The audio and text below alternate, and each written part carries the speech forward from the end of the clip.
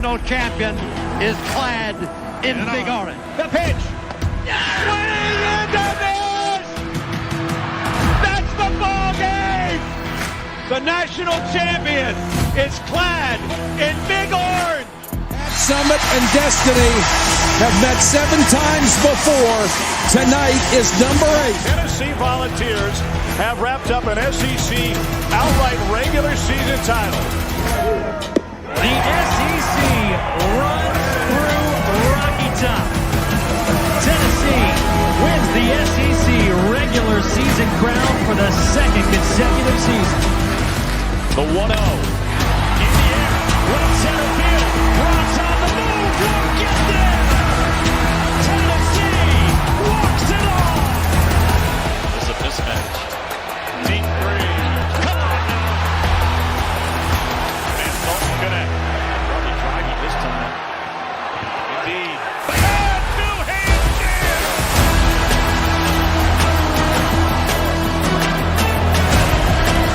Booker. Down the middle. Got it on the fly. It's high and again. And he's going to take it. Touchdown, Tennessee.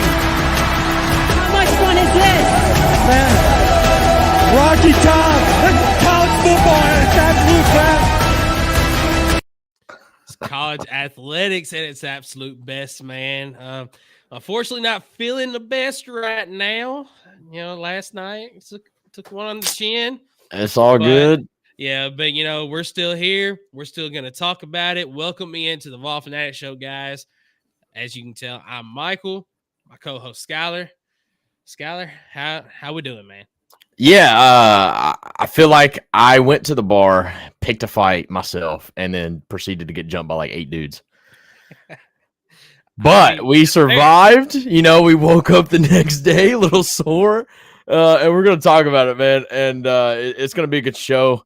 You know, get humbled is always a wonderful thing, and we're going to talk about it and move past it, and then look about, you know, what we need to do moving forward, and seeing what we need to see out of this team, you know, in 2025. But overall, man, we're going to talk about capping what a wonderful season, 10-3 campaign for the Vols, and talk about some of them Vols that won't be making their return to the field for us in our uniform, but definitely left a mark here with us. But Michael, man, it's been a fun football season, but it's time to recap it and close that book and close that chapter and get ready for the next one.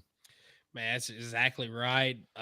Before we get into the rundown of what the show is going to look like, Skylar, do you want to give us our presenting show sponsor? Shoot, yeah, they've been helping us out this entire time. It is Chris Smith Insurance. You know, as a homeowner, Chris Smith was once let down by an insurance company, so he started his own agency where instead of feeling like a big company is fighting against you, you'll know that your agent is fighting for you. All insurance is not equal. Trust the Chris Smith Insurance today. Give him a call at 865-272-3387. Again, guys, Chris Smith is not just that agent that's going to find you the best price for the best coverage. He's also going to be that guy where if things do hit the fan and you need to make that claim, he's going to be there at your doorstep, whether it's auto or home, and help you throughout that entire process. Chris Smith, thank you so much for your continued support. And what are we talking about in segment 1, big guy? So segment 1, it's just going to be a full breakdown of what happened last night in Columbus. Just looking back at the game, basically just talking about it. Segment 2, we're going to do a quote unquote therapy session. So, you know, we need that. What changes do we think need to be made going into next year? You know, looking back at some of the guys for Tennessee that won't be with us next year due to, you know, just out of eligibility, going to the pros, this, that, and the other. Segment 3, we're going to do another combined segment with Jake, as we've only got 4 games to pick from this week as far as bowl games go, SEC games. And then we'll have Jake on to do some Rakin with Jake picks, and might have Jake on in segment 2 as well, depending on, you know, what time he hops on with us, do a little therapy sesh with us. But that's the full rundown for today's show. Going to try to keep it a little bit shorter one. But before we get into segment 1, I will give you our segment 1 sponsor, which is Optimal Asbestos Services, your trusted environmental consulting firm in Knoxville, Tennessee. state licensed and insured. We specialized in asbestos air quality management for commercial buildings and homes. You can contact Jeff Mull at 865-223-3297 or on the web at optimalasbestosservices.com. So there it is. Ohio State 42, Tennessee 17. Initial thoughts on the game? Yeah, so went there. My initial thoughts are shout out Vol Nation. As fans, I think we did everything we absolutely could have to help our boys out in this situation. I was predicting about 30,000 fans, but I was sitting on the side of where we were sitting, so I didn't really get to see exactly how orange the stadium looked. But man, I seen an aerial view, and it looked a lot more like 40,000. But at the end of the day, man, we showed up, we showed out. I didn't feel like that Ohio's home field advantage was necessarily too daunting. It wasn't loud at all. Like even on third downs, you were able to talk to the person next to you. I don't feel like that is at all what affected this game. I think what affected this game is the fact that I think we played a little bit too much into what other people thought when it comes to weather. Seeing the boys warm up with no shirt on, I thought was kind of weird. And obviously it probably exerted a little bit more energy, and that we slept walking into this first quarter. It's so familiar, right? To go into this game, it felt like the first quarter would never end. Giving up 3 straight touchdowns. The first possession, the first 3 plays was killer, right? That you come out, you get a stop on third down on a massive sack in which you thought that was going to be the matchup you needed, right? The defensive line beating up on the offensive line. That sack resulted in a face mask, clear as day. I mean, it's not like it's a bad call or anything, but then that changed the complexity of the game. You've seen Ryan Day, Chip Kelly really do a great game plan, in which we've always talked, we talked about last week. You got to get the ball out of Will Howard's hands quick. You got to, because they're not going to win up front, right? But if you get the ball out of Will Howard's hand quickly, you take away that aspect of the game. That's exactly what they did. And credit to Will Howard, man. He came, they started out with quick passes to get him in rhythm, which I thought was genius. And then they capitalized on everything after that, man. Defense slept. Tim Banks, wow. I can't believe that that's the best you could have came up with in this type of moment. Offense obviously started slow, but when you get popped in the mouth and you blink and the second time you touch the field and you're down 2 or 3 touchdowns, and that's how it is, man. On the road at night scares me, and this is why. But those are my initial thoughts, man. I hate it. I think the fellas that were playing, I felt like played hard. I just don't know if the coaches put us in positions to really do anything with it. So that's my initial thoughts, man. What about you? So same as you, a big shout out to Vol Nation for showing up and showing out. I mean, Sam Kim here says, feel sorry for the 35,000 rabid Vols fans who made the trip. I mean, it probably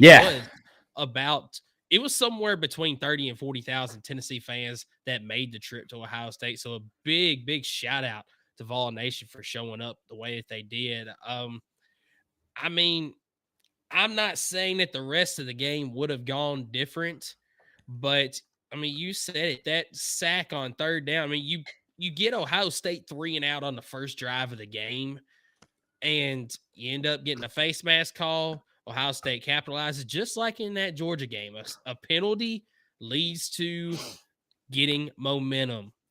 And as soon as that happened, Ohio State took it down the field and scored.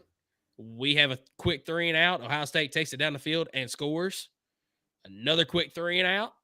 And you're looking at 21-0 before it's all said and done. 16 total yards in the first quarter, man. Yeah, I mean, it was rough.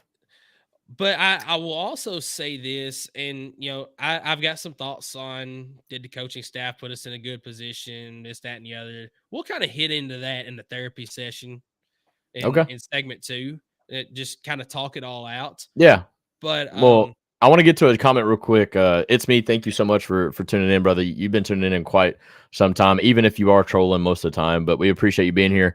Jade on Facebook said, how much of a difference would it have made if we haven't lost Sampson, White, McCoy, Dante Thornton? She's missing on there. I mean, it wouldn't. We can sit here and speculate one way or another. At the end of the day, I mean, at the end of the day, like that's part of the game, right? We've been very fortunate that we haven't really been hit with the injury bug most of the season, like, especially in a mass scenario. Like, but in this situation, I kind of hate that the narrative around Dylan Sampson leading up to this game was he's felt better than he has all season, and then that turned out to be complete, utterly bullcrap.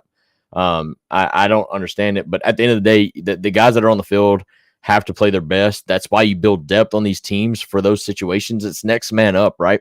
And we're excited about these wide receivers behind the folks that we mentioned getting hurt. But, at the end of the day, we just couldn't get them the ball whatsoever. Zach, thank you for liking on Facebook. Couldn't get them the ball. Protection, I think, was a problem. Nico's kind of running for his life. Poor Nico, man. Dude was playing hard. I mean, I can't. I need to be careful here. What frustrates me the most is I didn't feel like we made a ton of mistakes as far as like discipline issues. We didn't turn the ball over that much. I don't think we turned the ball over at all. The one that we did got called back because a brutal hit on Nico, which I thought was clean at first, but then you watch him kind of drive him into the ground, which they've been calling that all year, so I'm not really going to complain. But we protected the ball, and then we just got whipped. We got whipped defensively. They knew everything we were going to do. I felt like our route combinations were terrible, but then I'm watching some of our receivers, and maybe it's because of the lack of experience, but they run their route, which a lot of them were the same route combinations, which didn't make sense to me, but that's me being there at the game. But then you just like watch the receivers kind of give up if the ball wasn't there on time. So while Nico's scrambling, the receiver's supposed to, a scramble drill, backyard football, take off. And I didn't really see that. And it kind of left Nico on an island a lot, which then forced Nico to kind of run the ball. Nico also had some folks open that he missed, and that's okay. When you're running for your life, you're not going to be able to keep your eyes down the field as much as you should. So, no, man, it's tough. It was very frustrating because I didn't know, being at the game, you don't hear reporting. You don't know what's going on. I'm sitting there watching Sampson run back and forth in between plays, and I'm like, is he getting punished? Like, did he miss a blocking assignment? Like, what is going on? Why is this kid not in the game? And turns out dealing with a hamstring. From what I've heard, he's been dealing with a hamstring and just wasn't able to get it loose. And then I'm also seeing Braylon Staley, God bless him, true freshman out there, but I wasn't seeing Mike Matthews for the longest time. So I'm like, what's going on there? And, it's one of those things where we got hit with the injury bug. Next man up, we were outmanned, we were outgunned. Ohio State's roster guys, we had orange glasses on last week, man. Oh, 100%. We absolutely did. I didn't think. Well, I think the defense let us down in a big way because I do feel like our defense is a lot better than they showed. Yep. But it was just one of those classic Josh Heupel on the road at night moments. And I'm not going to go through and list all the examples of how it happens, but I mean, I think most Tennessee fans know what I'm talking about there. But you look at the talent gap, we're still behind. Like, we got a lot of work to do. We got to close that gap. And I think we're working on it. Seen a lot of freshmen see the field last night. They played their hearts out. And we'll see where it goes from here. Let's see. Yeah, Misty tunes in. Yeah, I'm going to get to him. Misty tunes in, says, we didn't seem to make any adjustments. They did what they wanted. And that's so true. Ohio State ran about the same offensive play 7 times. And it was Jeremiah Smith or one of the running backs on a wheel route, or Jeremiah Smith on a crosser, or the running backs on a wheel route. We couldn't stop it. And on top of the corner route that they threw like 5 times, couldn't stop that one either. It was pretty frustrating. Bright side, Smokey hit the portal.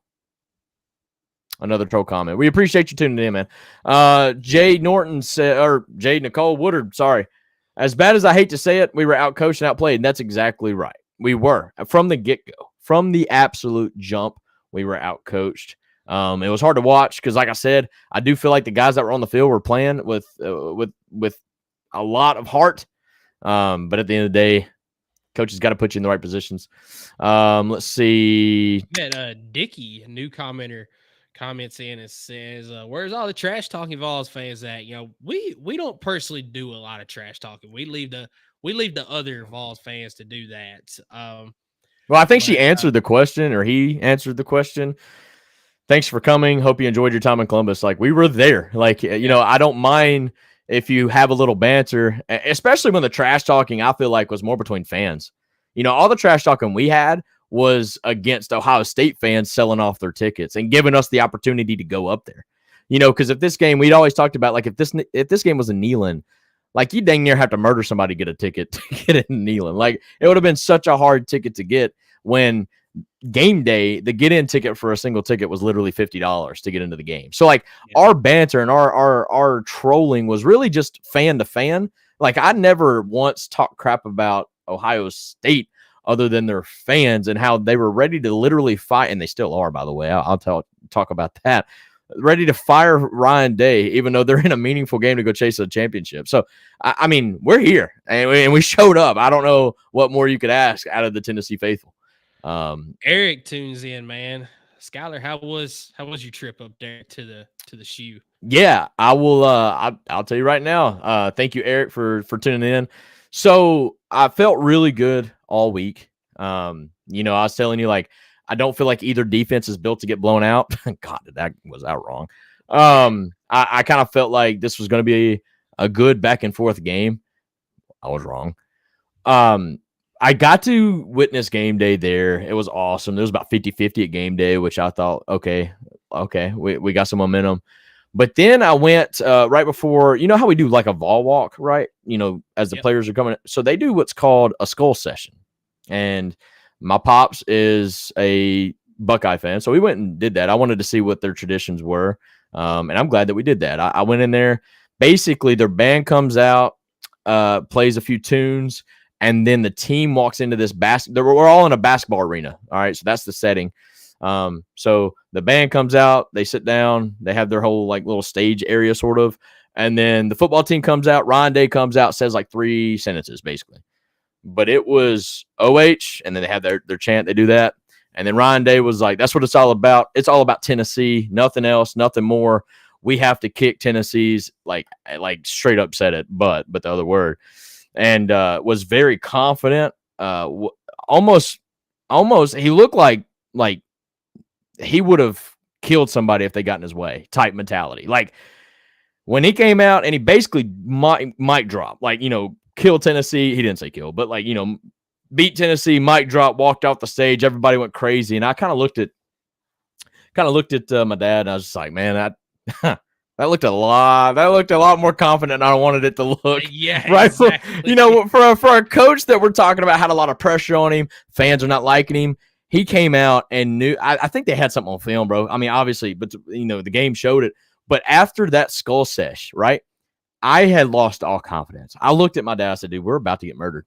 And I know I can't prove that I said that, but guys, I swear on everything holy, I wouldn't lie about it. I just seen it coming from the jump. Like, I was like, what am I thinking? Like, as a Tennessee fan, I wanted the boys to do good. We're on a Vol podcast, right? Like, I want to always speak positively, and I will. But I also want to be real and knowing that Josh Heupel on the road at night is just not that guy, right? Yep. So, but after seeing Ryan Day and his mentality and how he handled the situation, completely outcoached, and the boys was ready. You got to credit them, right? It's unfortunate Tennessee's ran into a couple teams here late in the season that their backs were just absolutely against the wall, right? Georgia playing for postseason, and then Ryan Day coaching for his freaking job. Yep. You got to be able to handle that, and we didn't. We did piss poor at that. Yeah. Lisa Sims says, I hope you had a great time at the game and being in Columbus. She said she thought that they would win, but definitely not like that. She goes on in the next comment and says, just think that they were mad and upset about the Michigan game. Still in shock from what that final score was. And I think we all are. I said it last week. I did not see a path to a blowout either direction, but that's obviously what happened. I mean, that was the Ohio State team that I thought that we would see from the very beginning of the season. They just had the players, and we haven't seen that come out so far this year. But if that Ohio State team continues to show up to the rest of the playoffs, I think they can absolutely win the national title. And I think at that point, it's the only thing that keeps Ryan Day's job. I think that's pretty much where it's at now. Yeah, it's me. I am going to look at this comment here. Probably the last one I'll show of yours, just because you're trolling. I was gonna say we're probably he keeps it up. I mean, yeah. How are the only two teams that beat Georgia left out? Playoffs are a scam. Lots of bad games. Look, don't lose to Oklahoma and don't lose to Vanderbilt, and you're in the playoffs. Simple enough. I mean, it's as simple as that. We got a lot of comments to get to, but real quick, Jeremy, thank you for sharing the show on Facebook. Abby Wilson, thank you for liking on Facebook. And guys, we love all the new commenters and all the new viewers on YouTube, Facebook, Twitter. However you're watching, be sure to leave a comment. Let us know we're here. We're going to catch up to some, but make sure you like the show, subscribe, whatever you got to do. Don't miss a beat. We're right here all day long. Carl comes in and says, man, the fans did their part. And that's all we can do, right? Like, that's all we can do. At the end of the day, the boys got to go play. Coaches got to go coach. And only one side of the ball really felt like they did that. Brandon came in on Facebook saying, no pressure on the quarterback. Same defense they played against Georgia. I think more so than no pressure on the quarterback is the game plan that Chip Kelly and Ryan Day put together to get the ball out of his hands quickly to basically take away the line of scrimmage game, right? The quicker you get the ball out of the quarterback's hands, I mean, obviously the less time we have to get to him. I thought that our defensive line actually beat a lot of the blocks they were having, but when Will Howard's catching the ball, taking 2 steps and just lobbing it and putting it on a freaking dime to his wide receivers, great week of practice, I guess, bro. Like, I'm telling you, like, he looked solid. I mean, Will Howard looked amazing. I hate that we're on the other end of that, but I'm telling you, if they don't look like that against Oregon next week, I'm gonna be pissed because I don't understand. Like, they did great. I mean, it's just a great game plan by Ryan Day, Chip Kelly, and whatnot. I don't know why they didn't put that together against Michigan, man. Why did they feel like they had to run it the way they did? I don't know if it was because that early interception just got in Will Howard's head, but I tell you what, Will Howard was very confident last night, and he proved he looked apart. Let's see. Let's get to some comments here. Some of us know. Go ahead. Well, I was gonna say I do have one from Dickie that I'll pull up next, but yeah, I saw this from Richie too. Some of us know that Ryan Day is a top 2 or 3 coach in America. I mean, I don't disagree, but at the same time, has he really proven that yet? Because he hasn't won that big game. He's lost 4 straight to Michigan. He hasn't won a national title. So I think that he absolutely can be, but I don't know if I would say he's top 2 or 3. I mean, I would say Kirby Smart's number 1. And then from there, I don't know. I would have to actually sit down and look at it. Who would be like 2 and 3? Ryan Day might be there. I think Ryan Day's there. He just has a kryptonite right now that he's got to get over. Other than that, I think he is a pretty solid coach. I think he's got a great support system around him as well to put him on that pedestal. As long as he lets them support him. I think that was the issue in the Michigan game, is he felt like, I've got to do all of this. And he didn't let his assistant coaches and that supporting staff do their part to help them out in that game. But we're sitting here saying this, and I know like every Ohio State fan that I walked out that tunnel with that was somewhat respectable. They were like straight up like, dude, if we lose to Oregon, like it's still like I don't care. Like he's gone. And I'm just like, are you serious? Like what? Okay. I mean, they are straight up. It's a championship or bust for a lot of these fans. But Dickie comes in and says, no, I appreciate y'all being respectful. Y'all travel great, but the level of trash talking from the Vols fan base was ridiculous. Just not understanding the hate for our team and conference. Again, I don't know what fans, I mean, we all have those fans, but I don't know what fans you're talking about that were trash talking the team and the conference. The only hate I have about the conference is the fact that y'all are extremely top heavy. I mean, y'all have Penn State, Ohio State, Oregon, but we've seen right through Indiana, just a lot of y'all are seeing through us, Alabama and whatnot. But other than that, I mean, I never had any hate towards the team whatsoever. We bantered, we trolled. Calling Ohio State Neyland North is not the first thing we've done all year. We did Vanderbilt, Neyland West, and we did the same thing for Oklahoma. So, I mean, like nothing that we did to Ohio State was anything different than what a lot of our fans did, but it was all fan to fan. Like it wasn't anything to do with the fact that we hated Will Howard or anything like that. Like there was none of that. And I would love if there was for you to send screenshots because we do have some bad fans like every fan base does. So, yeah. And, Richie made a comment in here that there's a lot of Buckeye podcasts that are trash, because they're the ones overreacting about Ryan Day needs to be fired. And he mentioned one of them is in here right now. Richie, let me just say this. The Ohio podcast here, I don't listen to a lot of Ohio State podcasts out there, but there's only one that really knows exactly what they're talking about, and that's these guys right here. Eric, Chris, Corey, all the gang up there. They are awesome. They're great folks to work with. Yeah, we had a fantastic time this week. At least I know I did, going on their show Sunday night. Skylar, I know you had a fantastic episode with them the other night, previewing the game. These are just great guys, and they know what they're talking about. I mean, they're a bigger podcast than we are, been going at it a little bit longer than we have too. They've got connections within the program as well. And when they say stuff about Ryan Day, things like that, they know that there's also talk in the program about all of it.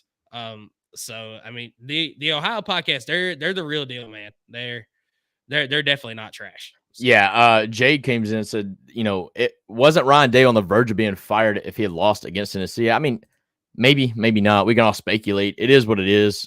Lisa came in and says, I just hate how inconsistent he can be from one game to another. I think that's a lot of frustration. Yeah. I mean, there's a lot of coaches and a lot of teams like that, guys. Look across the country. Like, it is what it is. Welcome to college football and the new era of it, right? So, I mean, it is what it is. You get what you get. Don't pitch a fit, man. Like, who else would you go get if you fired Ryan Day? Who are you getting? Like, I just don't understand. I kind of want to bring this about Tennessee now, because Ohio State's got another week. Last comment that I have. Go ahead. So, Ohio podcast says, as a show, they were disappointed and upset losing four straight times. Is it a fireable offense? And he said, Chris said yes. Corey and Eric were saying wait and see. Here's what I said about it on their show, and this will be the last comment I have about Ohio State, then we're really back into Tennessee. When he was hired at his press conference, he said there's 3 goals in mind. It is beat that team up north, win the Big Ten, and win a national title. And he has failed at that a lot more times than he has success doing that.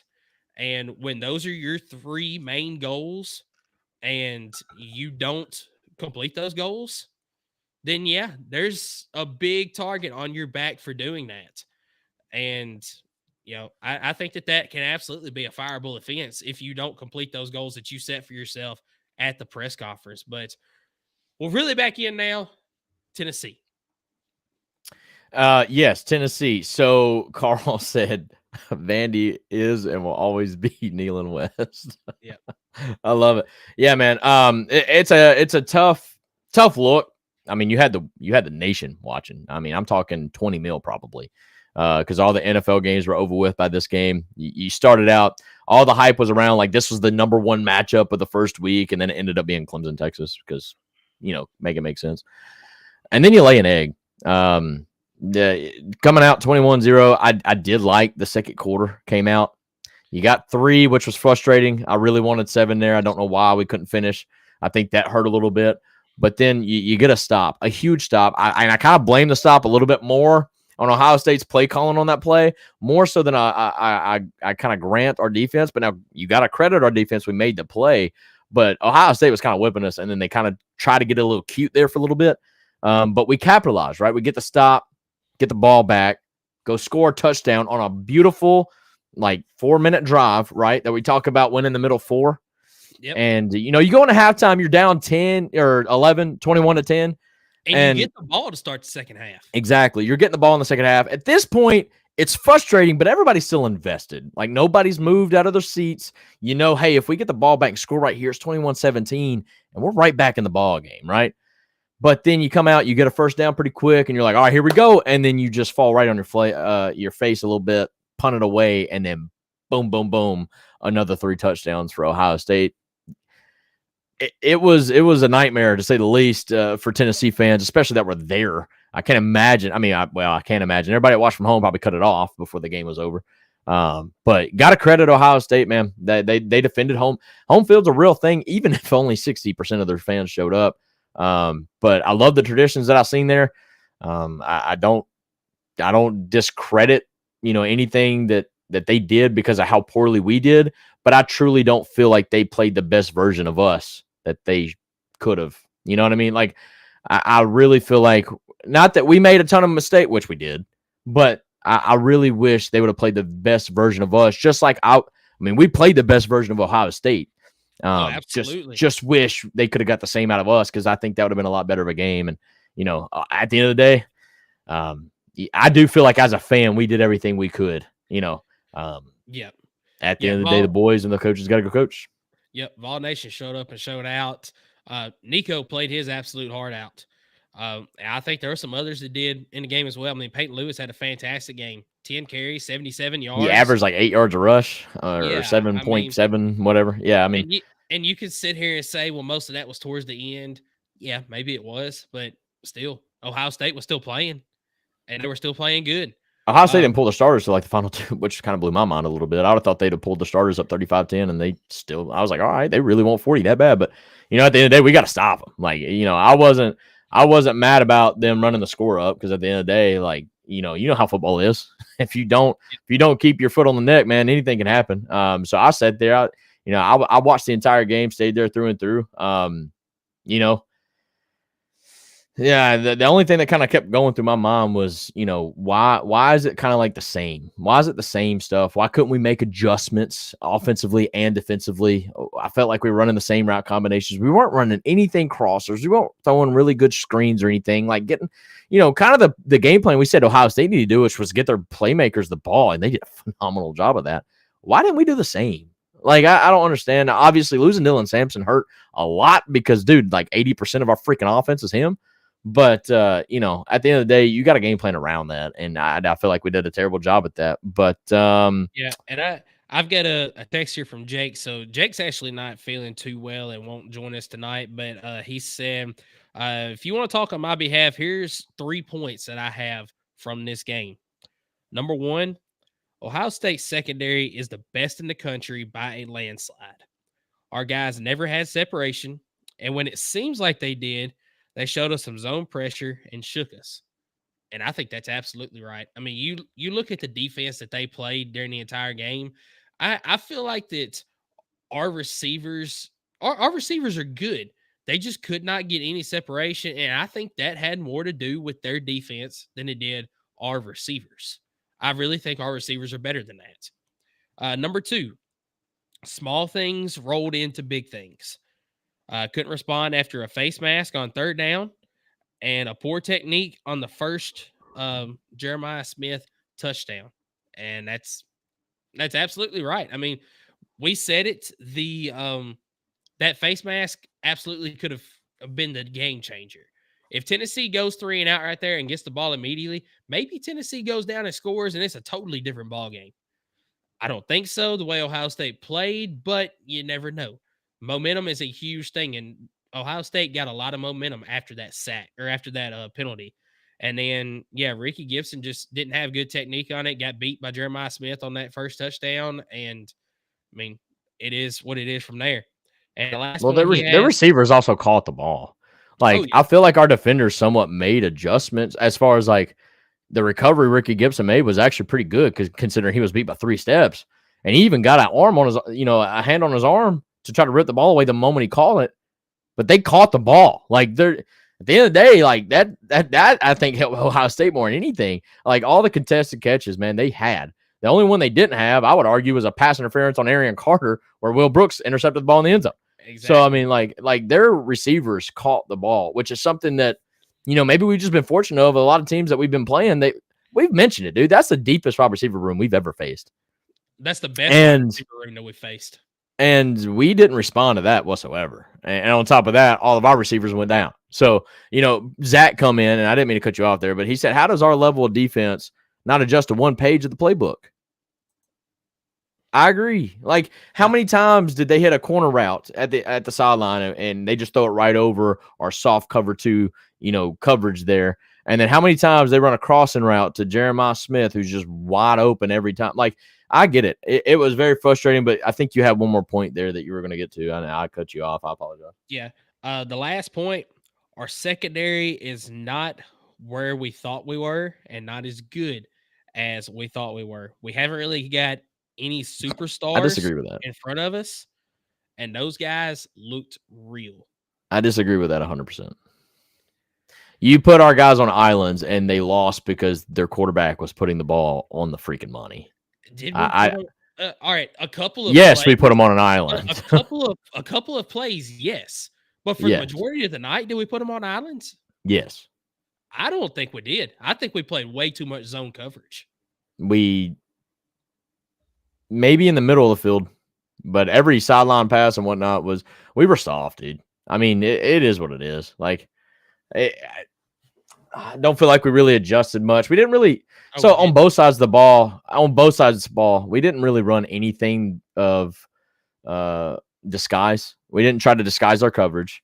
We didn't try to motion and get somebody open on offense. I thought it was very vanilla offense, by the way. Like, I didn't think we did anything worth note, which I guess Josh Heupel let the world know about that. Like, hey, we ain't doing anything new. Well, clearly you didn't do anything new. In fact, you ran a stupid freaking shovel pass that we ran 17 times in the first 2 weeks, and it doesn't work, and yet you decided to run it again for another 2 yards.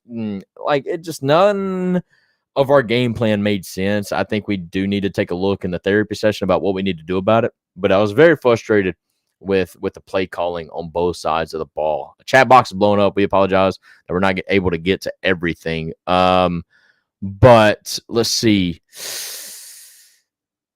Yeah, Richie said something about bringing his daughter to the game. I took my daughter. It was her first game. Awesome experience. Dude, what an experience to have for your first game. I mean, just an absolute, I would say, perfect game. I mean, second quarter was a bit of a lull, but I mean, nothing else for that Ohio State team was missing. They were hitting on all four cylinders. Let's see. Hang on. And guys, yes, Jackie comes in, says, commenting. Yeah, Jackie says the fan trash talking was actually funny. Nealon North, goalpost, the jukebox, funny stuff. That's all it was, dude. That's all it was. It was trolling. It was banter. It was nothing to take too serious. Although I do feel like a lot of folks took it serious. Just fine. It's fine. I mean, to me, that's what makes college football what it is, right? Like when you have fans that kind of go over and beyond like that, right? Let's see. Go Big Orange says adjusted much. Heck, they didn't adjust any. Yeah, that's kind of what we're talking about. Exactly. That's kind of what we're talking about. Went into halftime, and like honestly, we have been doing better in the halftime over the course of the season. But my God, did we not do anything in the second half? So. And then the comment before, Nicole said we didn't even try to blitz the quarterback. No, we did, but they got the ball out of his hand so quick that you left guys on an island, which is what I was talking about. Yeah, I was gonna say I feel like we blitzed, but Ohio State did a very good job of picking up that blitz most of the time, and then you got the ball out of Howard's hands a lot. And I mean, I don't even know if it was as much they picked up. I don't even know if it's as much they picked up the blitz as much as when we blitzed. Every time we blitzed the corner, the guy on the end, they would run like that tight end flat route. And so they're coming. We have a free runner coming right at Will Howard, and he just dumps it right over. And now you've got the tight end or whoever's that guy on the edge of the formation is wide open and has a blocker in front of him. So I think all this is Tim Banks got outcoached. Everything he tried to do, Ohio State had the answer for. And quite honestly, talent matters. We were running, I don't know if you noticed this. We had at one point a true freshman running back, 2 true freshman wide receivers playing in the same formation at the same time. We had several linebackers not playing, 1 to transfer portal, which I'm not going to mention those. But then when you get hit with the injury bug in that position group too, we knew that linebackers was going to be a problem, right? Coming into this game. And it ended up being one. So we're going to have to do something there. And then, like you mentioned, I wonder if that kind of plays into how vanilla our defense was, man. Because, dude, we didn't really do anything special. And I was hoping that at the end of the day, we would still get to Will Howard. But that's where you just got to credit Ryan Day and Chip Kelly because, man, they were just getting the ball out of his hands. The moment we didn't bring pressure, we were only bringing 3 or 4. Yeah, Will Howard had all day to kind of find somebody. And you got to credit to them for that. But it kind of puts defense in the position of, man, we can't do anything. Well, yeah, you can't do anything because Will Howard's seeing quite clearly what you're doing on defense. And that's where you got to be a little bit more creative. And I was a little let down by the coaching staff of not being able to do that. Yeah. So final thoughts on the game itself before we go into our therapy session. Final thoughts? Yeah. Hate it for the seniors. Last game that they'll play, and they kind of went out like this. I hate it for them. I do feel like they had a great run. One of the best classes come through Tennessee in quite some time. One of the winningest classes that came through here. And for their last game to kind of end like this, that kind of sucks. I mean, I have so much respect for this team. I love this team. And just the way that people are going to remember this team is this game. I hate that because that's not what the season's been. This is just one of those things where usually when we lose like this, we have a game to pick it up on, and we don't this year. Like, this is how we ended it. So I hate that, man. I love some of the kids on this team more than anything, and knowing that they won't be able to suit back up in the orange and white. It is what it is. That I guess that's my final thoughts. This year's given me a lot of memories that I'm so thankful for and the opportunity to have. And I like I said, I just hate that national perspective, and probably even my own a little bit, is that this season kind of gets tainted by just the lack of competition in Columbus. Yeah, completely agree with you. I mean, it was a fantastic season, a 10-win season. Cannot complain about that because, I mean, we've seen the last 10 to 15 years. I mean, there hasn't been a 10-win season until Josh Heupel got here. I mean, the last 10-win regular season was back in 2004, I think. I mean, we can't even remember watching Tennessee football in 2004. I think that's the last 10-win regular season before Heupel got here. And now this is the third straight 10-win season, or sorry, 2 out of the last 3 have been 10-win seasons at Tennessee. So, I mean, can't complain about that, but you said it. This season is always going to be remembered for the lackluster performance that came out of Columbus in last night's game. I feel like you as well hate it for the seniors. There's a very talented group of seniors that this will be the last game that they play in an orange and white uniform, and I hate it for them. So yeah, I mean, guys, we really appreciate everybody that's commenting in. Yeah. Do us a favor and hit the like button on the show. If you haven't subscribed, please do so. It really helps us out. And we got a lot of Ohio State fans in here as well. And even if you never watch us again, it would really help us out if you do just hit the subscribe button. And then, like I said, like the show. It's totally free. And hey, and we don't spam you with emails or anything. Exactly. And even Eric right here, he's just saying, hey, just hit that like button. It helps us out. No, he just feels bad after we took that L. He's trying to, No, I'm joking. No, I'm joking. Mike Fort, though, we do appreciate you guys turning in. He said, I just want to know what happened with Samson, because even if he was at 70%, I wasn't some explaining to do. Man, he's banged up. That's all you're going to get out of Heupel. I think it was a hamstring, according to most sources, that he just couldn't get loose at the end of the day. And so he went in there, tried to battle it out. I mean, now it puts a whole new perspective on me learning that, and then the fact that he still was trying to go back in the game in the third quarter and whatnot, and just couldn't make it work. But I will say at the game, it looked like he was fine because he's like running in the sideline and trying to get it loose. But no, it is what it is. He was banged up, and at the end of the day, it's next man up, and you got to go out there and take it up. It's me, bro. Yeah, I mean, we could say that about several teams, excuse me. But at the end of the day, Tennessee won the games they needed to win to get in, and a lot of teams didn't. So, Alabama, it is what it is. So let's move on to the therapy session. And what do we need to do to clean this thing up and get going for next season?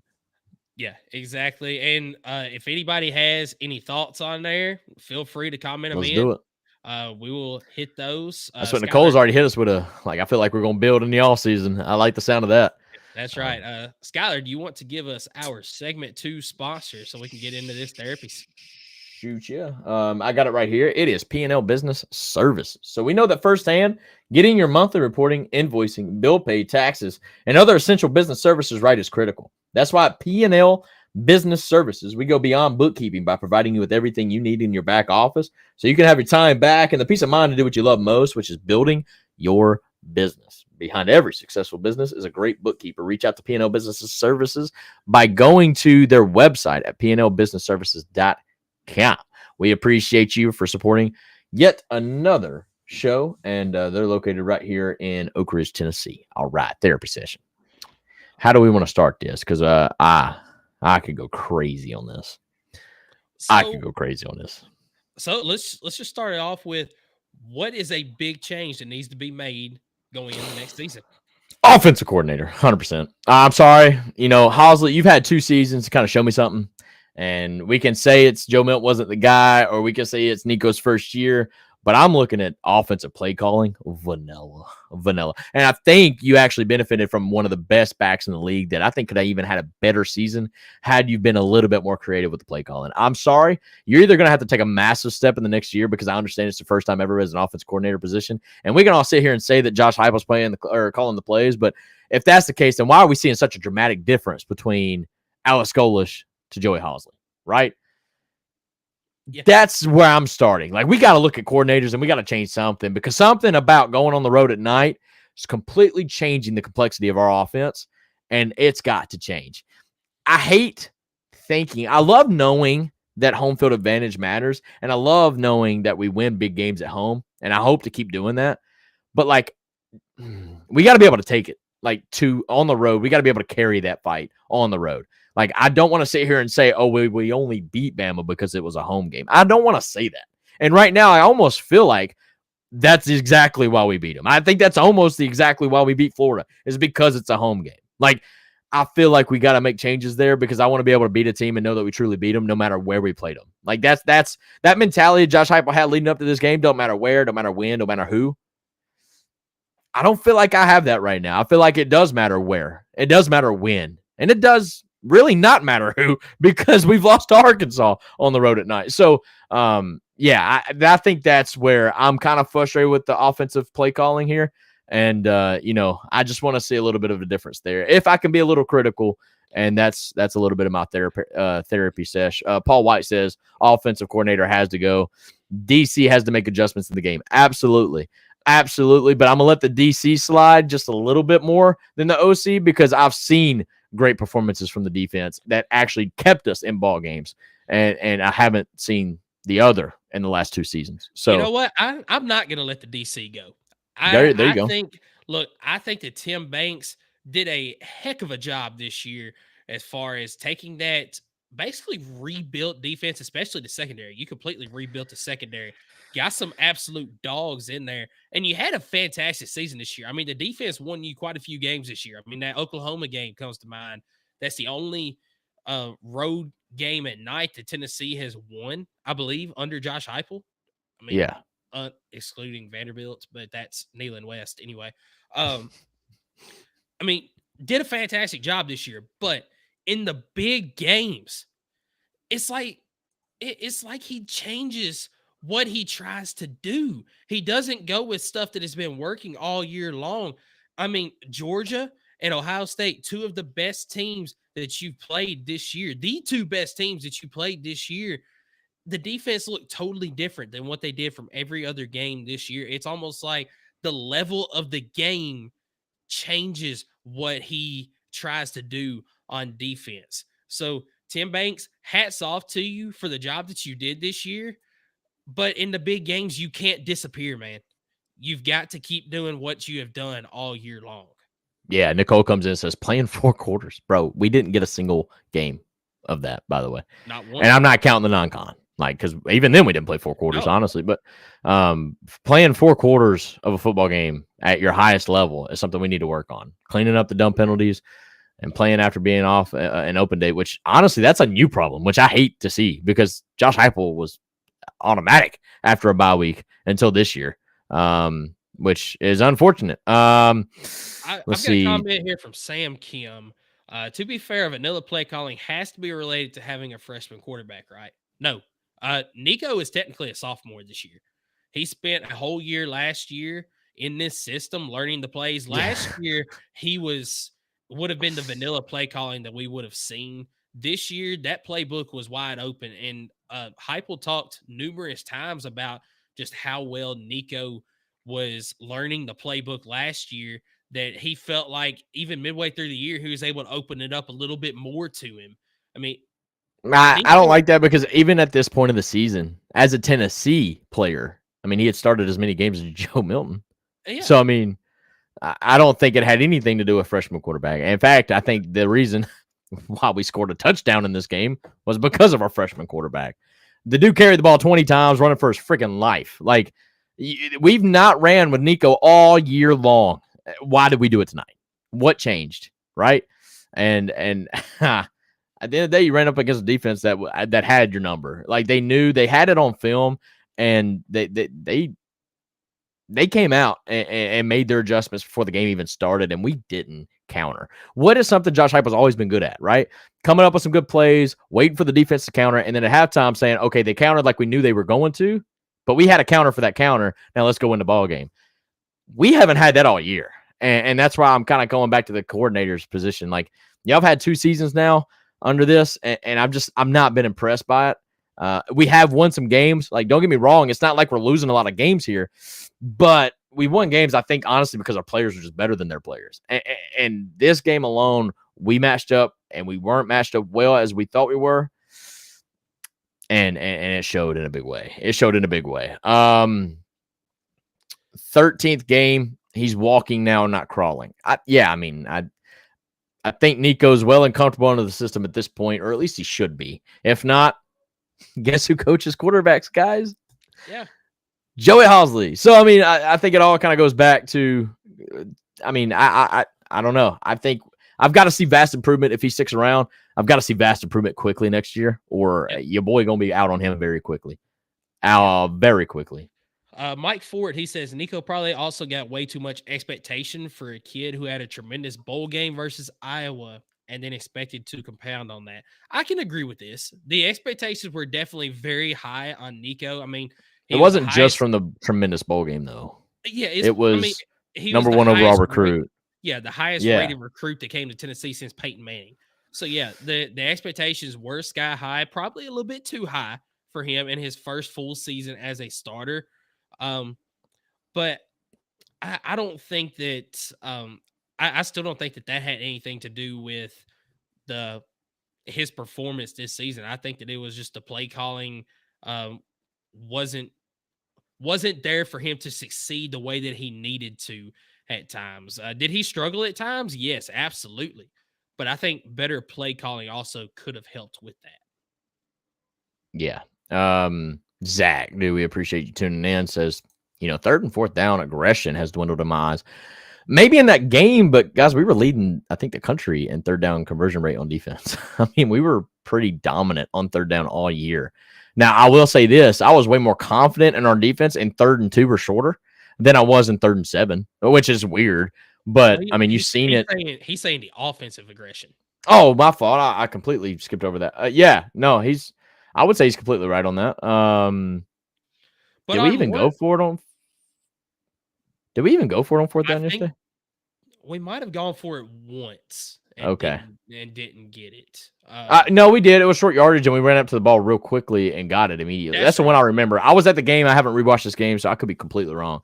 But I was actually very impressed by that play in particular because you didn't allow Ohio State to even think about it. Like, you just lined up and went, and I loved it.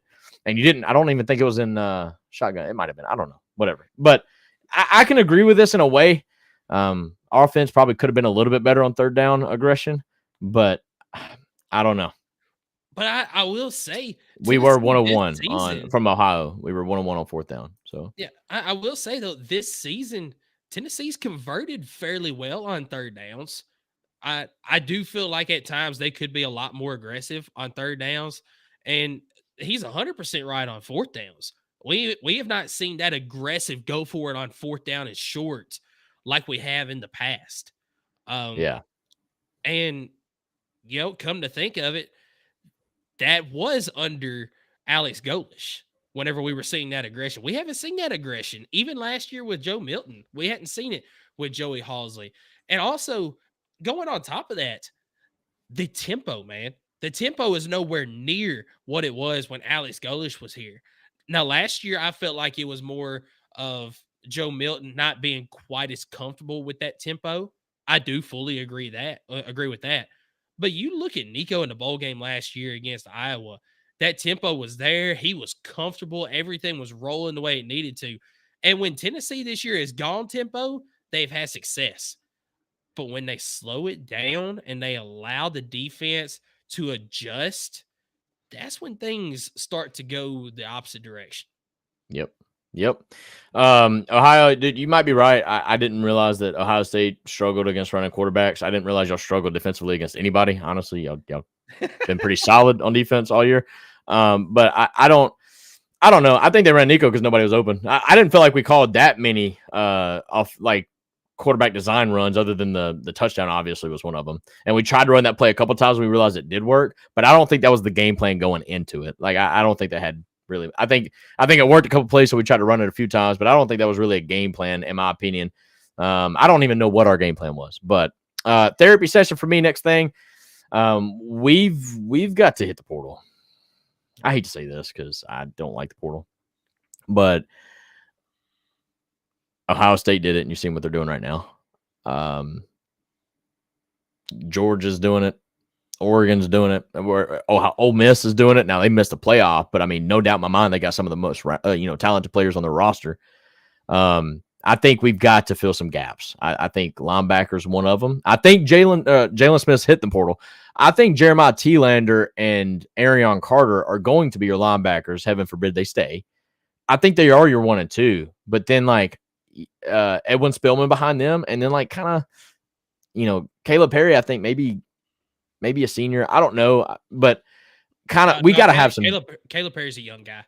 Is he? Okay. Yeah. So we've just got to add some depth there, like in my opinion, and we've got to add high level depth. So that way, even if a guy like Edwin Spillman, which I think he's a very great player, good kid, I want to see him kind of get some more of that competition around him, and it's going to raise the play of everybody. It's kind of where I'm going with this. Same thing with the secondary, right? Same thing with the defensive line because we're about to lose a lot of folks on the defensive line. They're going to age out. They're going to hit the draft, whatever. So I think we got to hit the portal, fill in some of those gaps offensively. I think we got to pull a receiver, maybe even running back. I'm telling you, we got to hit the portal, and we got to fill those gaps. Josh Heupel's been pretty good about it most of the time, but at the end of the day, we got to kind of flip that blue chip ratio a little bit because right now we're still pretty behind against the championship caliber teams. But I've also got another coaching change that I feel like needs to be made. Glenn Ellerby, offensive line coach. Gonna have to make a change. Really? You're either gonna have to make a change there, or something has got to be done to help out on the offensive line. Whether that is hitting the portal and getting players in, or the development of players while you're there. I mean, you look the offensive line yesterday is the same thing we've been talking about all season long. John Campbell Jr. was just on skates the entire game. Lance Hurd looks like the same Lance Hurd that we saw at the beginning of the year. Javonte Spraggins went down. You had to bring in Dane Davis. He got beat off the ball numerous times in that game. You're losing your veteran at center in Cooper Mays. Who's going to be your center next year? I mean, William Satterwhite's the obvious name, but Vyson Lane hit the portal. Yeah, but I was listening this past week. I forget where it was. It might have been on 104.5 The Zone. And they were 100% correct. Cooper Mays is gone, and you ask the coaches the question, who is going to be your center next year? If it's Satterwhite, great. But if there is any hesitation at all when you ask that question, you need to look at them and say, go get somebody out of the portal. If you cannot immediately and even if they're not coming in to plug and play, to that point, even if they're not coming in and plugging and playing, the fact that you're adding competition there is hopefully going to raise the level of all of them. Like, that's my point that I'm getting at with the depth piece. Like, I'm not necessarily trying to get the kids that are here and loyal to the team benched. No, I want to bring in guys that, like, just in case you tweak an ankle or something, we can put somebody else in there and not like feel any, just any less confident in those players than we did in the player that's starting. You know what I mean? Like, and right now I feel like we have a pretty big drop off. Like, if Gerard McCoy were to go down, are we really that confident the next guy steps in? Probably not. And same with a lot of the players, right? So especially the wide receiver room. And I think a lot of that was not necessarily the fact that we don't have talent in the receiver room. We just have a massive gap We have almost like we missed on some players recruiting and whatnot. And then like once we had 2 or 3 guys go down, you're immediately playing 2 true freshmen at the wide receiver room. And that's what we did last night. Let's see. But for me with that offensive line also, we have not had a single player that has been recruited to Tennessee since Josh Heupel has been there that has played a meaningful snap in the game. Yep. I mean, you look, every single player was either already here whenever Josh Heupel got here or has come from the portal. So is it a development issue? Is it the guys just maybe aren't where you thought they were when you recruited them? What's the issue there? It's actually a good segue to this comment right here. All right, so how do you go from a senior in a starting guard position to freshman on second string? What happened? I think it's just supposed to be starting position, not guard. I think it's just starting position. Well, part of it is the transfer portal. I mean, you've got those juniors and sophomores now. They don't want to wait around for that spot as a senior. So all you got behind that senior is a freshman. And then the moment you go from senior, it happened literally in our quarterback room, right? We had a sophomore or would be in Taven Jackson, right? But you went from Joe Milton, and Taven Jackson got a taste of what it was like when Nico got into town, and he was like, man, this guy is actually a little bit more talented than me, and I'm going to work my butt off if I want to play for this team. And then he's like, but I'm gonna just hit the portal and try to test my luck somewhere else where I think I have a better chance of starting. So they hit the portal. They're gone. And he kind of got screwed because Indiana also hit the portal for another quarterback. And then he ended up getting jumping. And now guess what? He's back in the portal. Taven, I love the kid, but like he's now in the portal 3 times in 2 years or whatever it is. Or yeah. Like that's what's happening. You got these kids that are coming in, and if they're not on the field by their sophomore year, if they get recruited over, like let's say there's an incoming freshman that's just rated higher than they were, they're just going to, I mean, I guess experience and weight behind folks don't even matter anyway. So, I mean, Nicole, I completely agree with you here. They should compete to play, but that's the thing. Nobody wants to compete anymore. They want it handed to them on a silver platter. And if it's not them, well, I'm going to go where I can play. We sit here and say this, though. They should compete to play. We sit here and say this. But let's say, all right, let's play ball here. Let's say and I'm just going to do vanilla jobs here. But let's say you work at Wendy's. Mm-hmm. Let's say you work at Wendy's, and you're busting your butt off to be the manager at this Wendy's. And McDonald's calls you up and says, hey, a manager job's open right now. I mean, are you not just jumping ship and going to be a manager? Because at the end of the day, like as much as we like to think it's a sport that we love, right? It's a job to some of these kids. It's their only chance to make money now. And I can't fault the kid for thinking about him. And not a lot of these kids go pro. So they've got to get their bag and they've got to play, which I thought it was only 4 years of eligibility, but I guess we're changing rules for Vanderbilt now. But they've only got 4 years to showcase their skills. And they go and do it. And so I don't know. God, screw you guys. I'm trying to make a point here. But Wendy's had location Columbus, Ohio. And I think he's right on that. There's a bunch of Wendy's in Columbus, bro. But anyways, maybe that's why that came to mind. But I had Raising Cane's there and it was amazing. But no, I'm just saying, like, so it's hard for me to sit here and say, yeah, they should compete to play, but they're using another year of eligibility that they are not guaranteed to even play the game. Now, you can combat that saying, you know, they're not guaranteed to play anywhere. And yeah, you're right. But I think in their minds, they're giving themselves the best chance regardless. So I don't know. I kind of some mixed emotions on that. I'm old school. Yeah. I don't think you should be able to freaking transfer. You commit to a team, you're there unless the coach gets fired. And that I'm like, okay, you should be able to, because you commit to the coach as well as the school. But this whole, like, I'm a transferring because my feelings got hurt or whatever. I don't want to work that hard. Like, I get it. It's whatever. Let's see. Nicole replies back with, it's why I don't like NIL. I grew up work hard for what you want. Yeah, I mean, I get that. I completely agree that. I agree. We could have a whole show talking about NIL and transfer portal. And I have before, whenever I did the SEC podcast for the College Huddle, I have had numerous shows just talking about NIL and transfer portal. I could go for days talking about that. So, yeah, that definitely is a whole other soapbox to get into. Let's wrap it up, man. I think the last thing I'm going to end therapy session with is, yeah, we're the best athletic department in the nation. We've got 2 undefeated teams in basketball right now. I think 11-0, 12-0, 11-0, 12-0. I think the ladies and the women, or the men's and the ladies are they not both 11-0 right now? The men's play tomorrow. The ladies are 10-0 now. I think the men's is 11-0, something like that. But either way, we're rolling. And they've played some stiff competition and games that like we were betting on to lose, even as like the favorite or whatever. Like they've played some good games. That's keeping me up. We're the defending national champions in baseball. Softball, we went to the freaking super regionals that we hosted, got put out by Alabama because we played them like 17 times that season, and it's hard to beat a team. And they're back-to-back SEC champs. They are back-to-back SEC champs. I'm telling you, man, that's the thing I'm ending it on. Like, football is the most important, and I agree with that. You just made the first ever 12-team playoff. Hang your hat on that. I hate that it was ugly.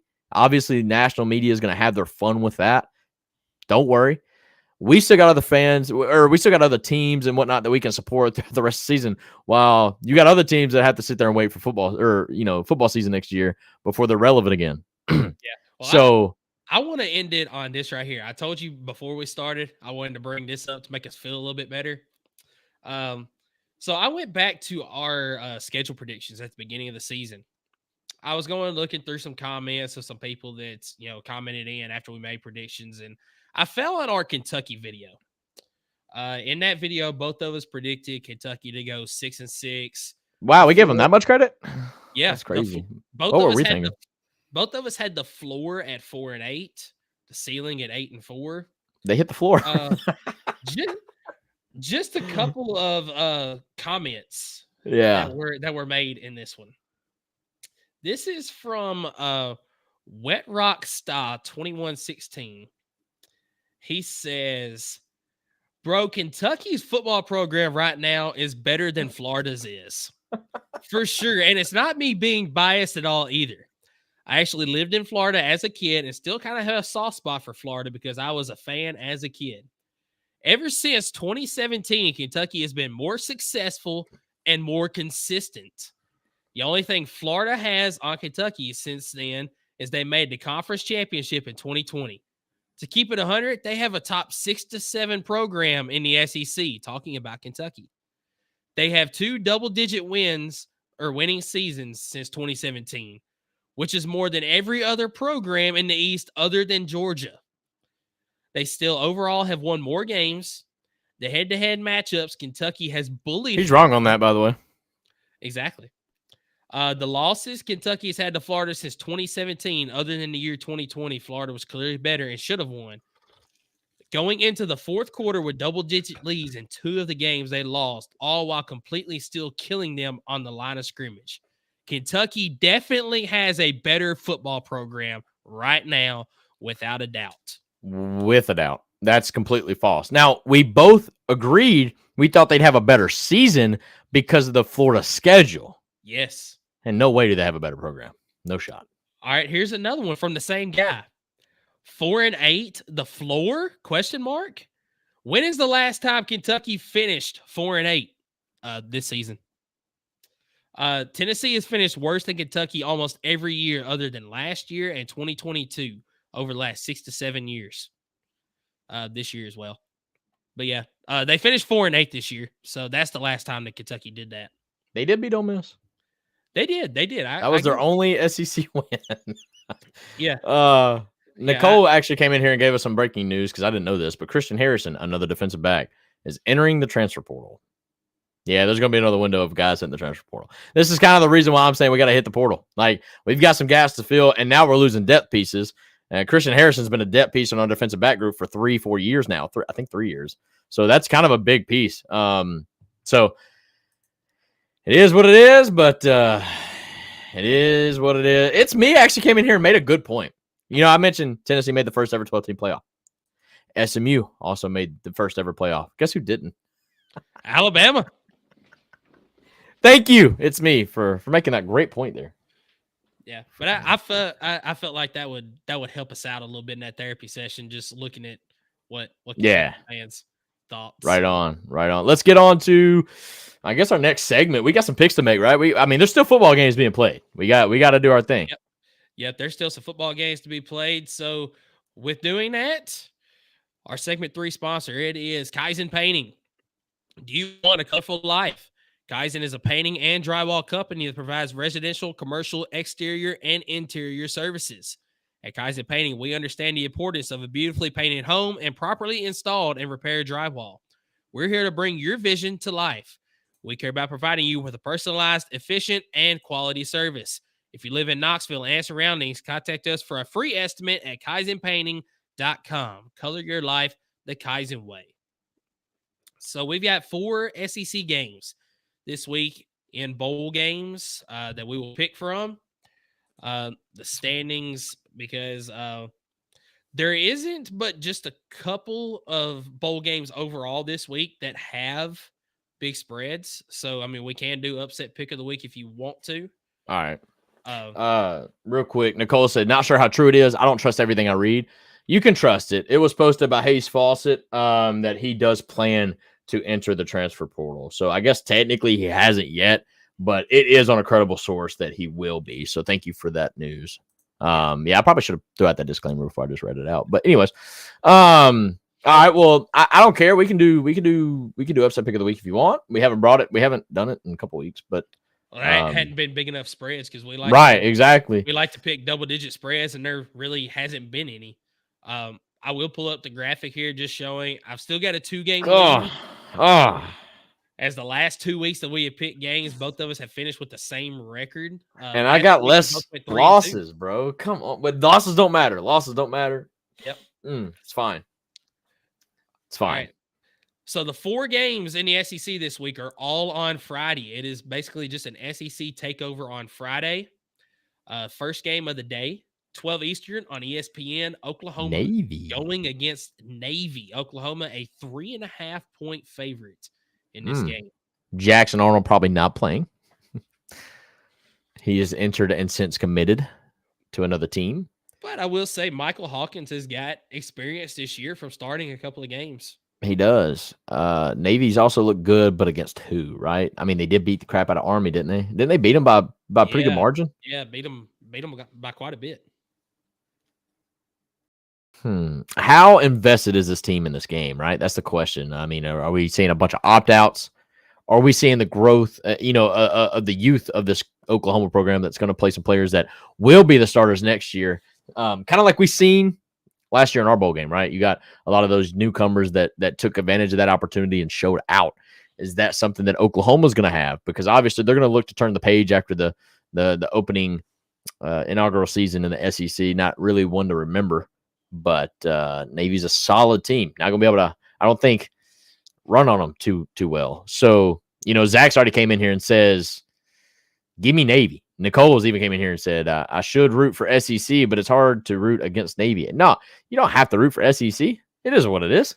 Like, I think Navy's got a chance here. I think Navy's got a chance here. I think I might pull for Navy, bro. I think I'm pulling Navy. I think I just talked myself into it. Thank you guys for commenting and let me know.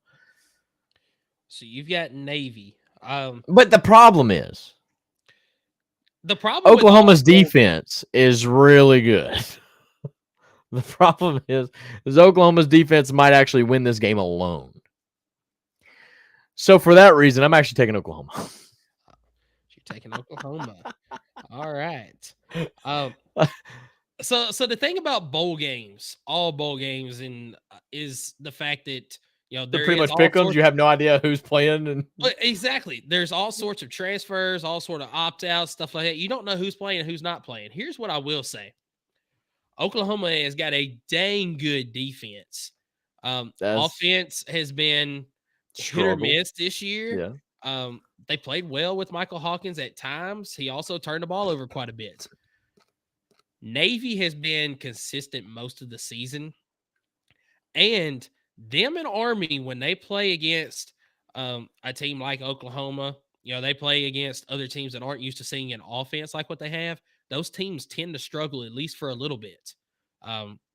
Notre Dame is the exception. They normally play those teams every year, so they kind of are used to it. And we saw, Notre Dame absolutely dominated Army and Navy this year, both.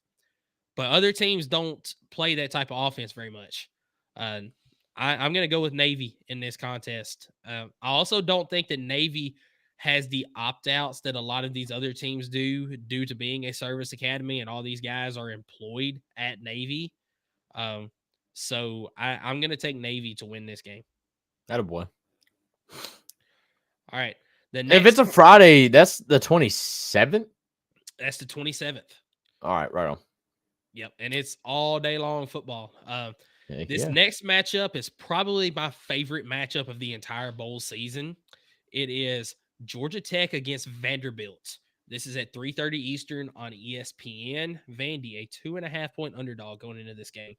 Yeah, Pavia is going to play because he just got granted another year of eligibility, which is questionable. Georgia Tech. Did you know why he got another year, by the way? I didn't read into all of it.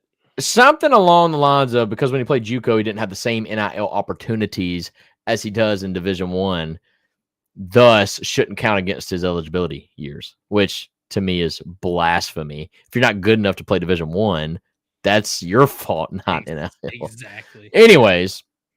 What a matchup of quarterbacks in this game, though. I was wanting to know if Haynes King's playing in this. I think he is. I haven't heard anything yet saying that he's not. If I'm he's saying not this. playing, that If you allow me, Haynes King plays, give me Georgia Tech.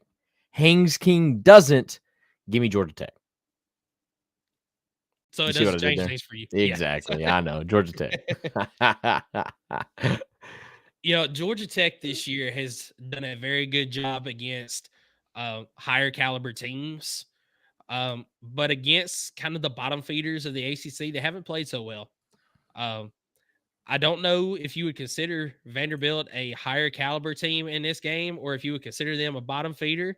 It depends on if we're talking about Alabama or like any other SEC team. Because if it's Alabama, it's a quality team. If it's anybody else, it's really just another game, right? Yeah. So I think both of these teams kind of play to their competitions. They do. I'm very interested to see how both of these teams show up in the game. I'm going to go with Diego Pavia and Vanderbilt in this game, though. He was hurt towards the end of the year. And you don't think that Pavia magic's gone, brother? I think it could be, but I also think that he was just beat up. I mean, he did it to himself a lot because he put the ball in his hands a lot, had to run the ball a lot, getting hit really hard quite a bit during the season. So it could be gone, but I think that Diego Pavia and Vanderbilt are going to come out with a win in this game. Close game. Okay. So either somebody's going to take a lead by a lot or somebody's going to close the gap. It's going to be a good week. What's the next one? But last time we said that, we both went 50-50 and it didn't. Yeah, that was kind of garbage. All right. Next contest, it is Texas Tech going up against Arkansas at 7 Eastern on ESPN. Arkansas, 1.5-point favorite going into this game. This is actually a sneaky matchup as well.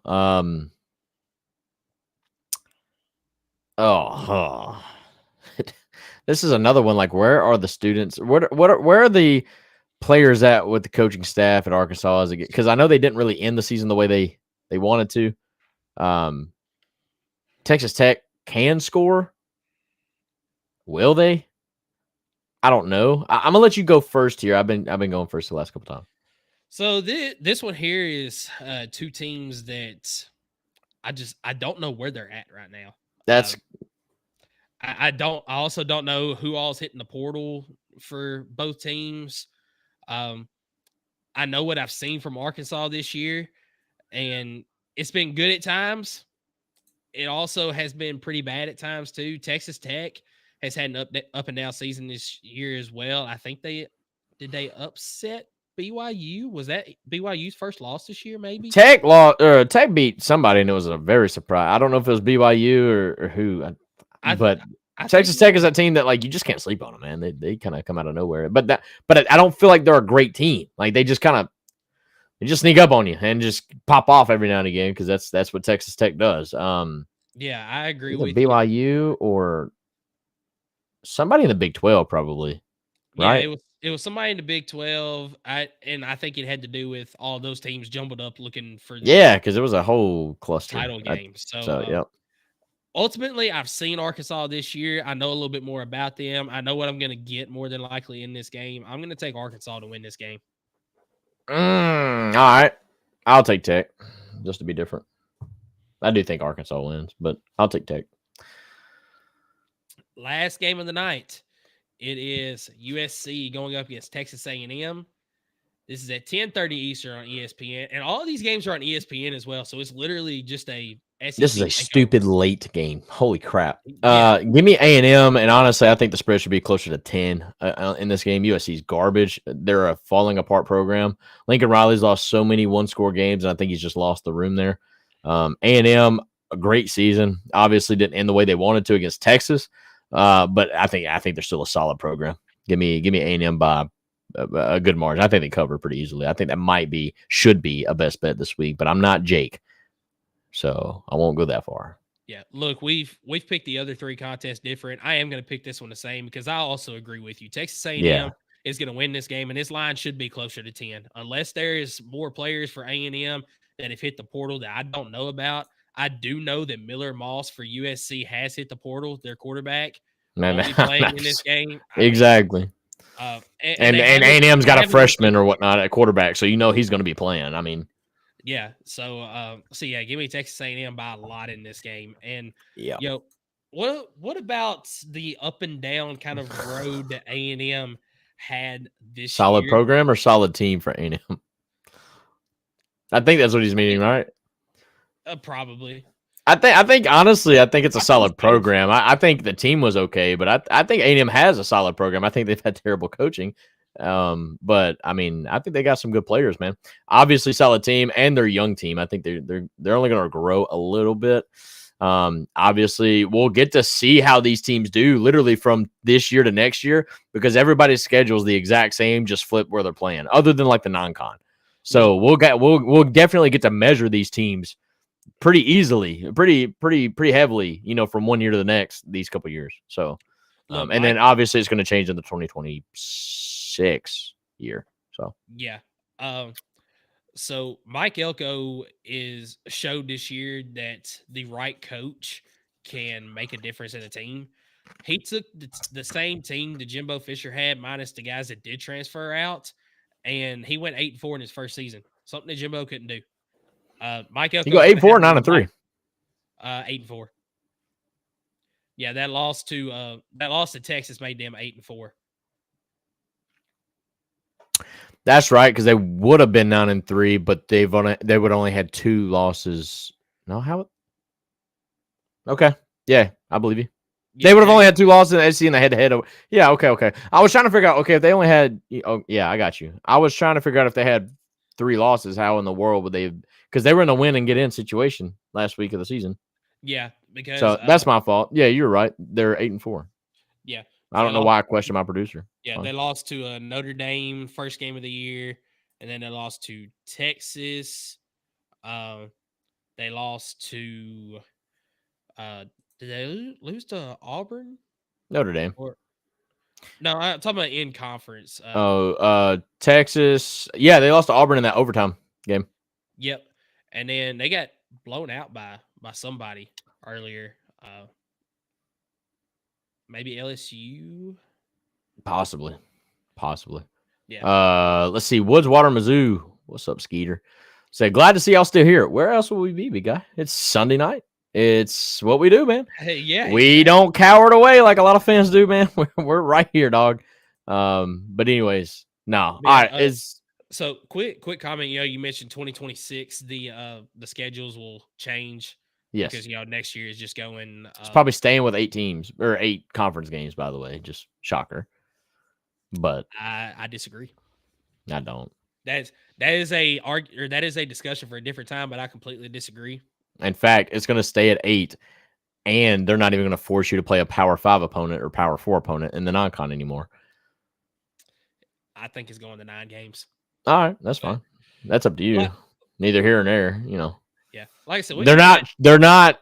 This committee alone. Now the committee changes, but this committee did not at all care about strength of schedule. I agree. Yep. So why would you make your schedule harder? Just makes no sense. But Let's see. A&M may have lost to South Carolina according to Skeeter, and that might have been where South Carolina kind of handled. That's right. It South was Carolina might have handled yeah. A&M in that game, I think. So that's what it was. yeah, And, thank you, sir. A&M beat LSU. Yeah. Yep, thank you, sir. So what's next?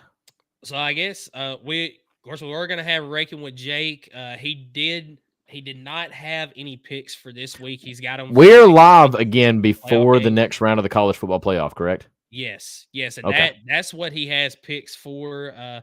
He said he wasn't quite feeling too good tonight, so that's why none of us are, big guy. None of us are, big guy. It's fine. We persevere. Yeah, real quick, we'll bring up a little bit of basketball just for a minute or two before we close it out. We mentioned earlier that both men's and women's basketball undefeated this season. Tennessee men play tomorrow. I'm going to try to pull up real quick. MTSU. I think they play Middle Tennessee State tomorrow.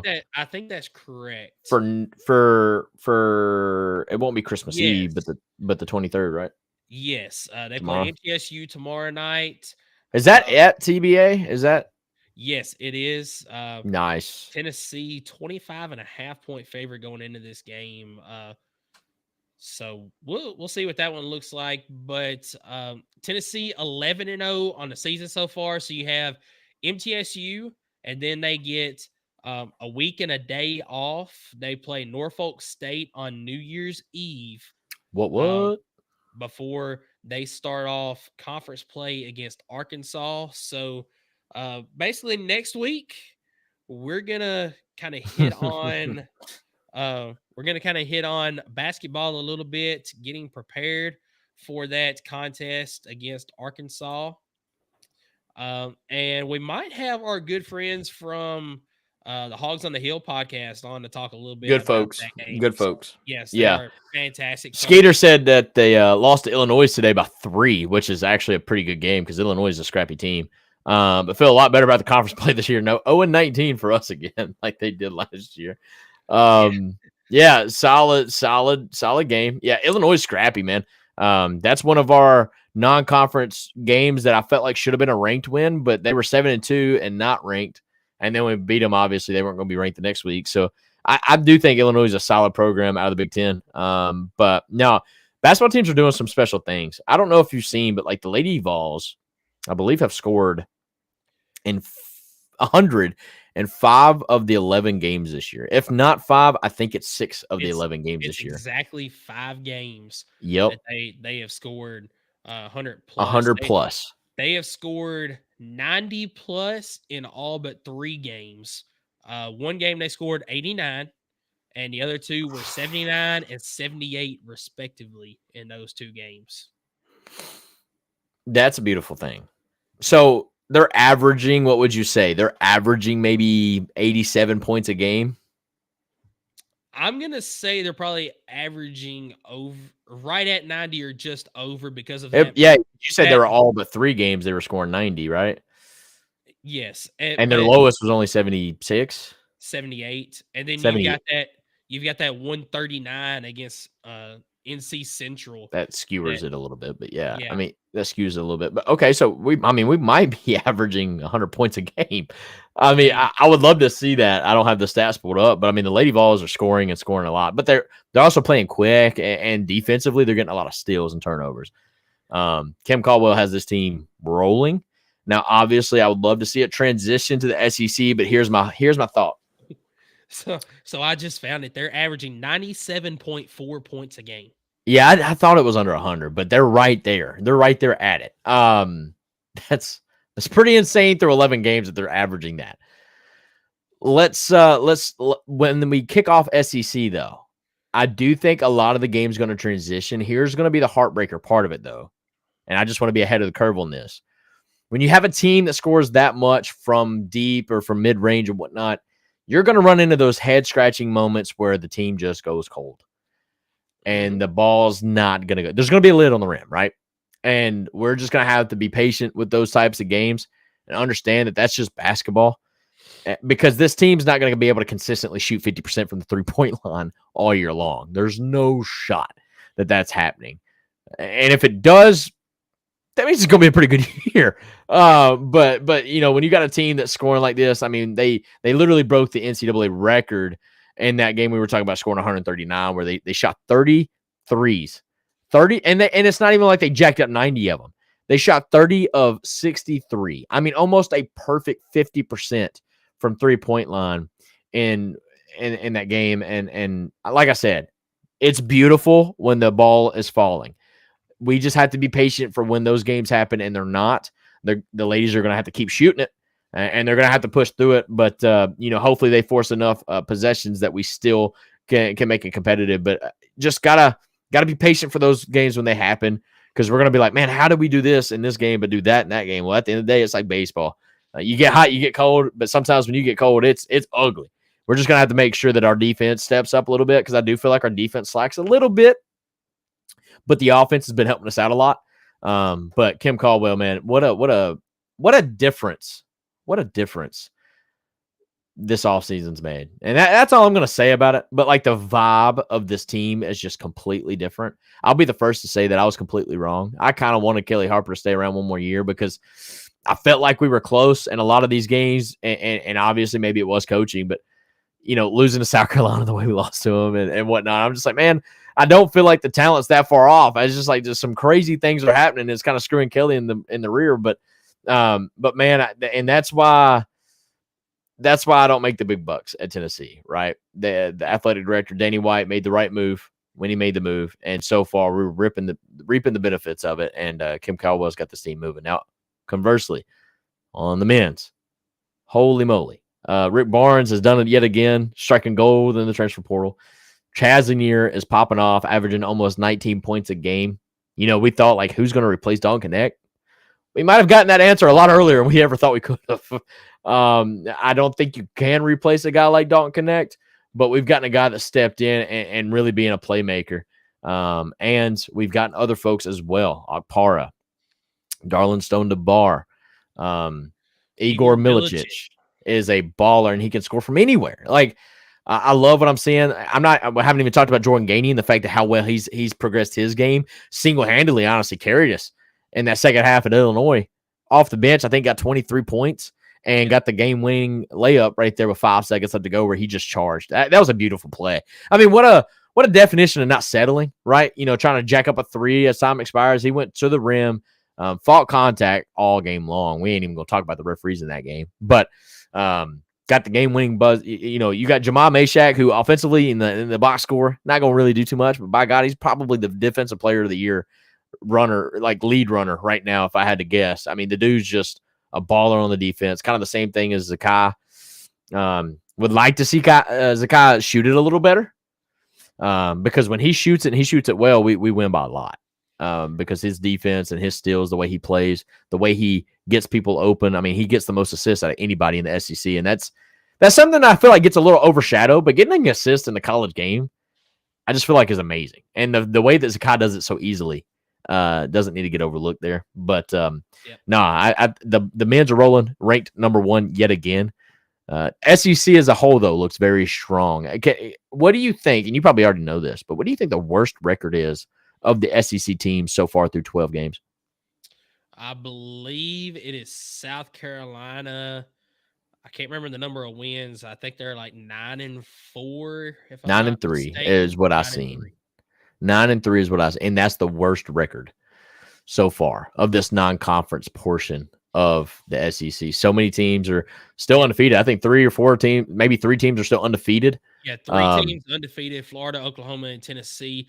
3 out of 4 teams in the nation that's right undefeated are from the SEC. The only other team in the nation that's left undefeated is Drake. You got Auburn, Georgia, Ole Miss, Mississippi State, and Vanderbilt all sitting at 11-1. Alabama, Arkansas, Kentucky, LSU, Missouri, Texas, and Texas A&M at 10-2, and then South Carolina at 9-3. That's right. Real quick, Ev on the YouTube, we appreciate you so much.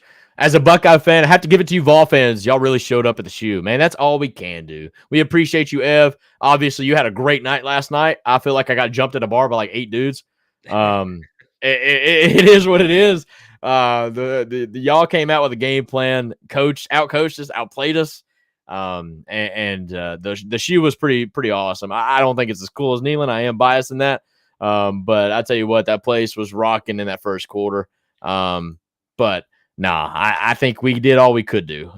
Woods Water Mizzou podcast says SEC is very top heavy on the girls' side, probably just 6 to 8 tournament conference. What? Like 6 to 8 teams? Yeah, what? 6 to 8 teams making the tournament out of this conference. Yeah. And I got you. Tennessee, they start off hot and heavy in the SEC. They start their first games against Texas A&M, who's 7-5 right now. Then they play number 10 Oklahoma and number 5 LSU to start the conference season. So they're gonna find out. Into it. We're gonna find out quick just how good this team is this year. But I mean, the men's, we've already seen a lot of it. They're gonna have their lumps in conference play as well. I'm just gonna go ahead and say it. Auburn's probably the best team in the country, top to bottom. I mean, probably. I mean, they have the best resume right now, but they had that loss in that column, which is I think the only reason why we're staying right there at number 1 is because we're undefeated. And we have beaten some quality opponents, but we haven't beaten 4 ranked teams like Auburn has. So I think they have been tested a little bit more, but I'm gonna keep riding this wave that the men's are. I think our team can beat anybody on any given night, though. I do. It's easy to say that we may be a little overrated right now, but I said that about the baseball team last year, and we went out and won the dang thing. The thing about this team, we talk about that Illinois game where Chaz Lanier fouled out with about 5 minutes left. Zakai Ziegler fouled out with about 3 minutes left, and neither one of them had a very good night.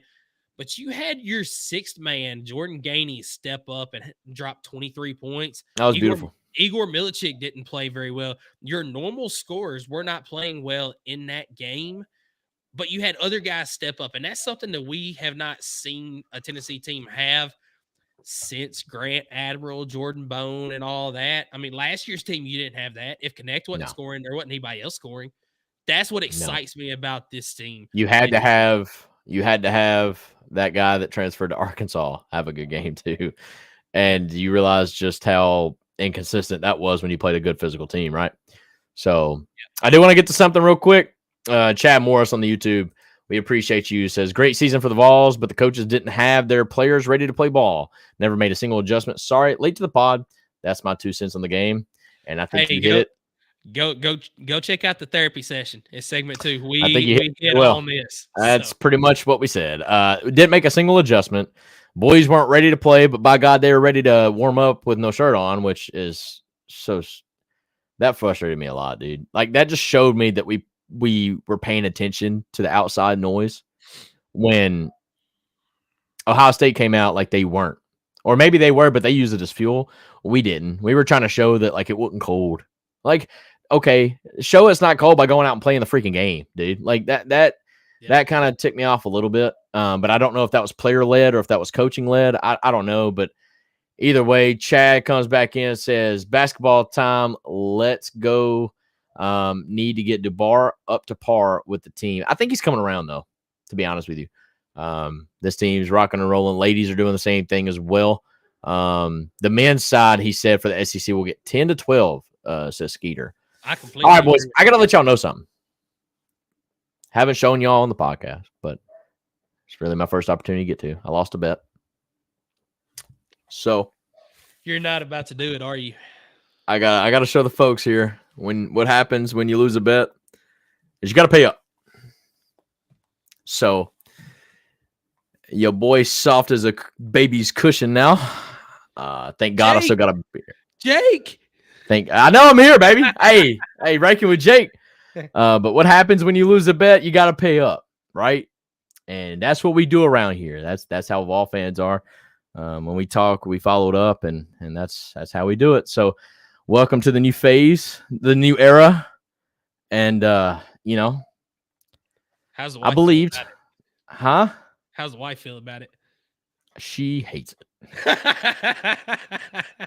She hates it. But you know what's funny? You know what's really funny? I made her do the first stripe with the razor. I told her, I said, you have to do it. And she was like, I ain't doing it. I was like, bet, I'll do it. And I just like straight up Grant style. I was like, yink. You look fabulous. I was, you know, and then at that point, I was like, well, I'm not going back now. So, yeah, it is what it is. Debt is paid. All right, now that I got that for the clip, it was not a bet. I didn't lose no bet. I just went bald. All right, so screw you guys. I just thought it'd make me feel better if I said I lost a bet, but yeah, I went bald. I'm losing hair at the age of like 24, dude. It's fine. Oh, dude, I'm right there with you. So. Yeah, I wasn't gonna die a death by 1,000 cuts, bro. Like, if the hairline's receding, I'm not about to spend $5,000 on hair loss treatment. Just get rid of it. At some point, now is the worst time of year to do this, by the way. No tanning happening in this head right now. So your boy's head's like white, bruh. But we'll get there. We'll get there. It'll tan. Hopefully it'll look good with the beard. But we don't lose the beard, Skeeter. We don't lose the beard, dog. That beard is staying. So. Look, two things in Tennessee. It's beard and moonshine. All right. That's I'm joking. I'm joking, man. But this has been a fantastic show, man. I mean, we just probably 5 years. Yeah, exactly. I feel you, Chad, man. Everybody I talked to said they wish they'd have done it sooner, so that's why I went ahead and did it, man. Yeah, but now this has been a fantastic show. A very well watched show as well. I mean, we had a lot of Ohio State fans coming in and giving their thoughts on Shocker. Yeah. I mean, at one point we had, I think, 45 viewers on the show at one point. So great show tonight. And guys, this will be the last time that we see y'all before Christmas. Everyone have a Merry Christmas. Enjoy the time with your families. We know there's a lot of sickness going around too. I know I've had to deal with it this past week. So please just stay healthy. The wife just spoke. Dude, I thought there was only one rule in this house, and that's don't cheat. But apparently, it's also don't lose the beard. All right, I got this. It's fine. It's fine. Zach comes in here on Facebook, says, "Appreciate it, fellas. Good times this season, man." And that's what we can hang our hats on, right? Exactly. We have preseason expectations. We both said 10-2. We achieved that. Went to the playoff. You got to hang your hat on that. Hate that you laid an egg the way you did, but by God, you can't take it away that we were there. But man, it is what it is. Real quick, we're going to wrap up these comments. He said, in all due fairness, says Skeeter said, I would rather get beat in the playoffs than just a bowl game. Merry Christmas to y'all. That's a fair point. Still pissed, says Matt. And he's got the number 7 for his toes. I wasn't going to bring that up again because I will. I mean, but Ohio podcast, man, stay through and through. Of course you did. You're feeling great tonight. All right. You said Merry Christmas, brothers. Bless you all. And Chad comes in and says, Happy holidays. Psych, it's Merry Christmas in Tennessee. You dang right. I almost didn't say that. God bless y'all and your family. Thanks for the content. We appreciate y'all. We're going to jump off of here, and we'll catch y'all next week. Go Big Orange. Yeah, go Big Orange.